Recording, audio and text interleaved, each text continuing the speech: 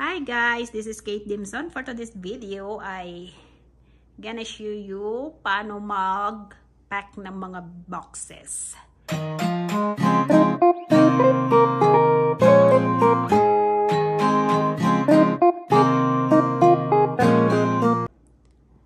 So ito na siya guys, nag-i-impake na kami. Yan, so pinapalayas na kami guys. Wala na kaming bahay. Wala kaming pera pang bayad ng renta. So, ibang bag, ayan, iiwan yan guys namin kasi dagdag bagahe lang yan. So, ito yung mga, ito yung dadalhin namin. So, mag-i-impake na kami.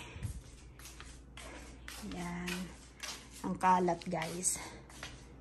Yan siya. So, yan pa mga impakihin ko.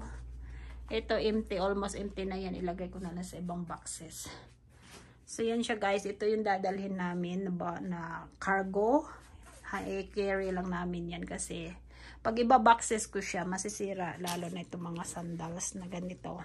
Hindi ko siya pwedeng i-boxes. Kasi masisira yan siya doon. So, i-hand carry ko yan siya or check-in baggage na lang namin. So, ito na siya guys. Yan, ipang-impake pa namin yan lahat. So, ito. Yan, ito pa ipapasok pa yan sa boxes. So, ang gulo. Ang hirap mag-impake guys, maglayas. So, yan siya. Ito sa kusina, iiwan na lang namin. Yan, dadalhin namin yan. Last minute. Yan, at saka yung rice cooker. Iiwan na lang namin yung water boiler kasi, ano siya, ano nga yung tawag dyan? Magastos sa kuryente, matagal matapos. So, dadalhin namin to. Last minute na impake na lang to. So, sa Monday na kami aalis. Okay. Sa kitchen, konti lang yan. Nilabahan ko muna yung iba para hindi siya magaanong maraming bit-bitin. So, yan guys. So, we'll see sa yung pagtapos ng impake namin. Kung gaano ba kadami yung boxes na mabibit-bit. So, ikakargo yan papuntang Pilipinas.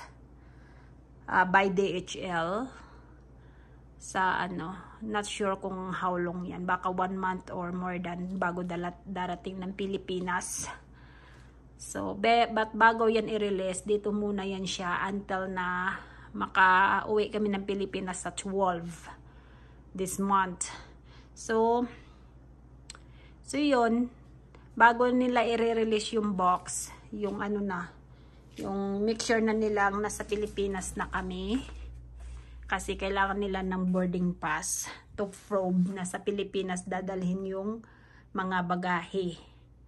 So instead of us at Australia, kasi wala naman kaming bahay sa Australia guys, nakikitira lang kami sa bahay ng biyenan ko, so hindi kami pwede magdala ng gamit doon. So ito lang talaga yung bag na yung damit lang talaga ang pwede yung bitbitin namin. So, ang hirap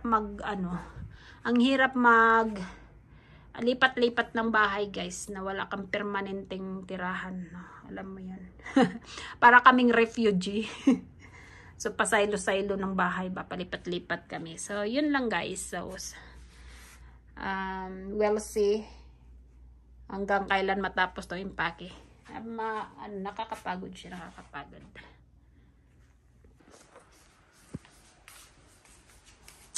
So, ito na siya guys. We're ready to go. Lalayas na kami dito sa bahay. Pinalayas kami guys. So, ito na siya. Ito yung mga karga-karga namin. Yan. Ito lang yung bit-bit namin.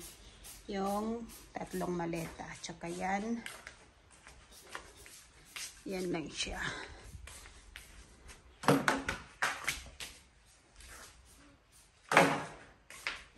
So, malinis na siya. Malinis na. Kasi di kami pwedeng umalis na di malinis. Kasi may ibang tao na papasok dito. So, yun na. Yan na siya guys. Malinis na. Goodbye this place. For good. So, ito na. Nilagyan ko na rin siya ng bedsheet. Yung papalit dito. So, yan. Everything is clean. So, yun na. Panay ka spray dyan. Ubus na yung spray.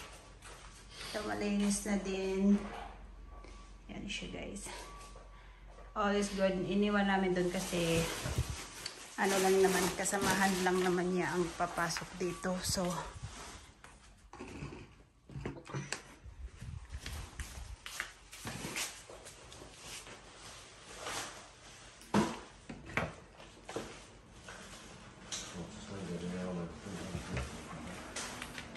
so yan siya, iniwan namin ibang stuff para may magamit yung ano.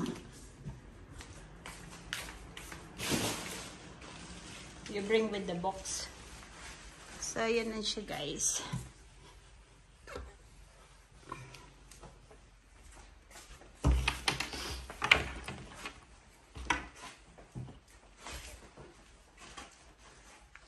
So yan.